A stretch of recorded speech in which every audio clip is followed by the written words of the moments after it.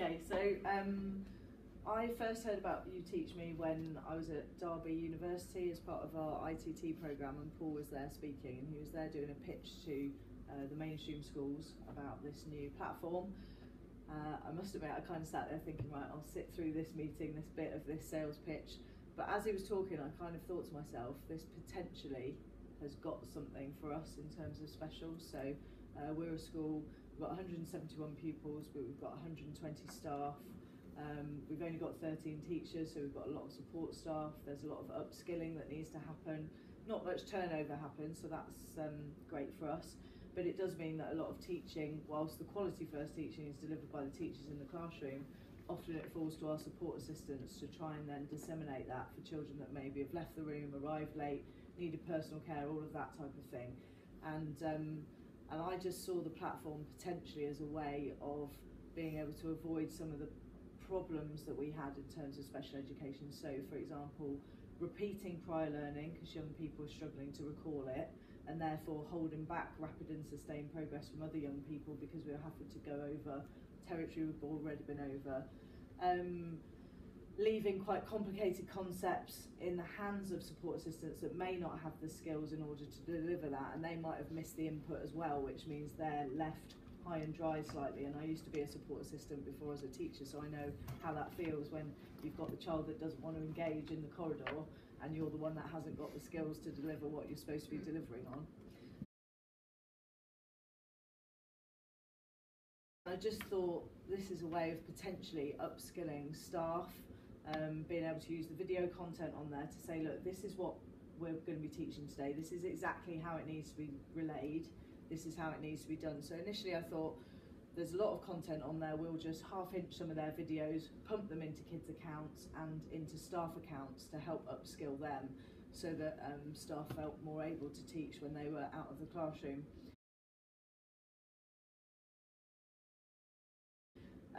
Then once we got the platform, I realised there was no end of different benefits to it really. First of all, it enables me to be the teacher of the class, even if I'm teaching in 3 different rooms. So if I've got one group in the multi-sensory room, one group in the classroom, and one group maybe doing a survey around the school, I can upload a video to each of their accounts, which means it's me teaching them. So it's me with them, even though they're in a different room. So we had the historic problem, we teach in mixed ability classes by age, so we've got maybe a cohort with very complex needs who might need a specialist, quieter environment to work in, and then your main body of the class that was possibly in the room, and possibly a disaffected youngster that might be wandering somewhere and struggling to get back. And it was, how do I provide quality first teaching for those youngsters with the most complex needs who need a teacher in front of them, because actually they're the most complicated young people to teach, and yet my sort of commitment needs to be to the majority that are also in the classroom. And so I found it a really good tool in that I can upload something specific to that complex needs group that can be projected into a multi-sensory room or into another room, and it's me there with them, and I'm guiding the support assistants and the young people through the lesson even though I can't be there virtually. It also means sometimes I can leave the activities for the higher groups, so a set of experiments, and I can go and work in the multi-sensory room, and I don't need to worry that misconceptions will be embedded back in the classroom because I've left me teaching in the classroom. So that's really great.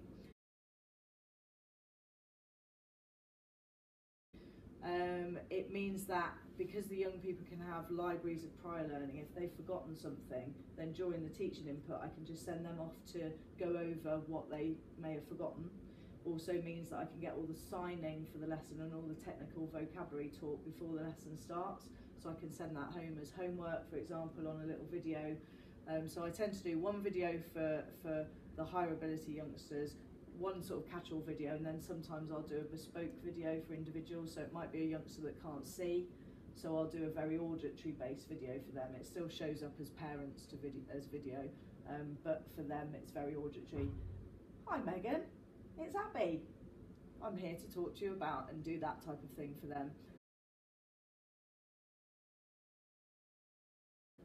Previously we had really poor uptake on homework, so if I set homework for a class of 12 I'd maybe get 2 or 3 back.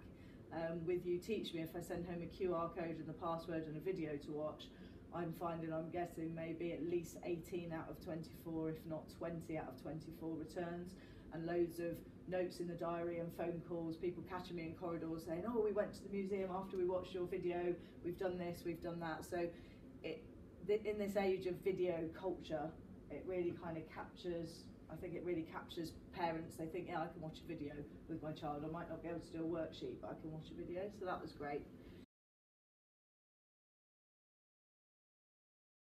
We're using it to upskill staff, so all the training that needs reteaching, how to use a multi-sensory room, how to activate the sound beam, all of those things we put on YouTeachMe, and then we just send staff go and look at that rather than running the same training over and over again.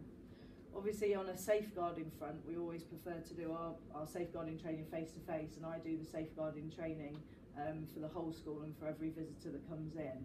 But because we're a teaching school, we tend to find we maybe have upwards of 100 visitors a week. So at times I was spending maybe 40 minutes on 3 days of the week doing safeguarding with a team of doctors, then a team of nurses, then a team of police people, then some college students.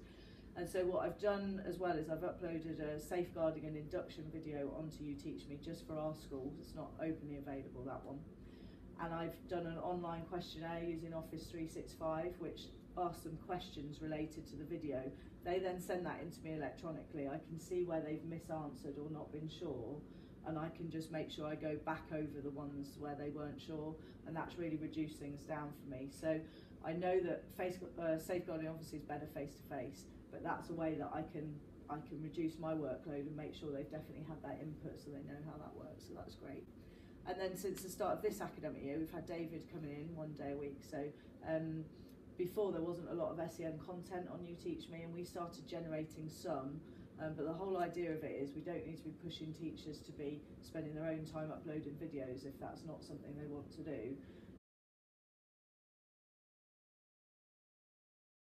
So we hadn't uploaded much content, and so there wasn't much specific stuff on there. But since September, Paul's been able to provide us David 1 day a week, and so we've filmed absolutely hundreds of videos on things that work for our young people. So independent travel training videos, how to cross, where to cross, what to do in a restaurant if your tips salt all over your food, how to order a McDonald's, how to cope with a social situation, how to manage when you've locked yourself out of your house, what do you do here, what do you do there.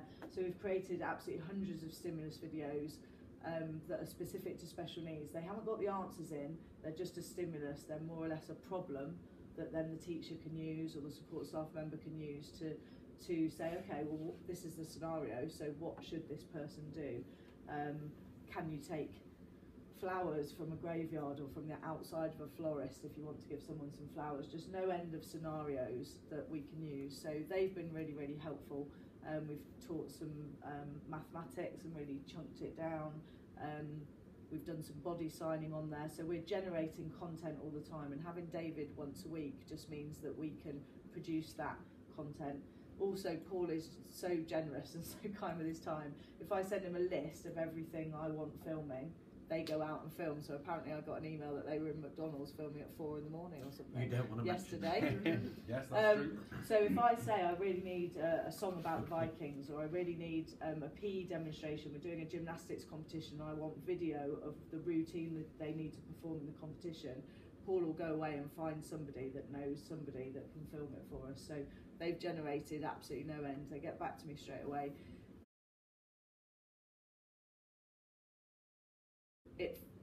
I think initially when I heard the first pitch, it sounded like a sales pitch, but for me, it's really been fantastic. And I feel like if we could get more special schools on board with it, we could generate just such a wealth of content, and you've not got people reinventing the wheel all over the country all of the time. So I put on a few Science Week videos with Makaton signing on and how you could do the experiments. So the idea is if we all uploaded a bit, we could all share from each other's and stop working hours and hours into the night trying to prep these fantastic lessons, because there are great teachers out there doing great stuff.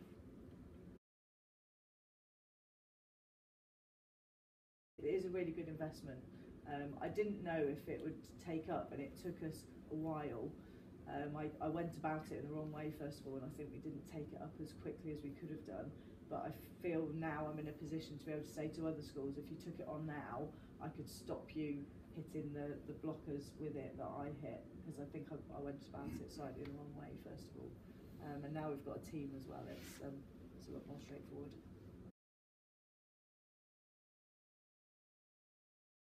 Would you say that David coming in and working with your colleagues and yourself has made a difference in terms of the way that they are teaching using technology and that kind of stuff? Yeah, definitely. So I think some of our teachers were really scared of it first of all, and just thought it's yet another plate you want me to spin when I'm trying to teach a lesson. Now you want me to log into this and film that and create this, and what happens.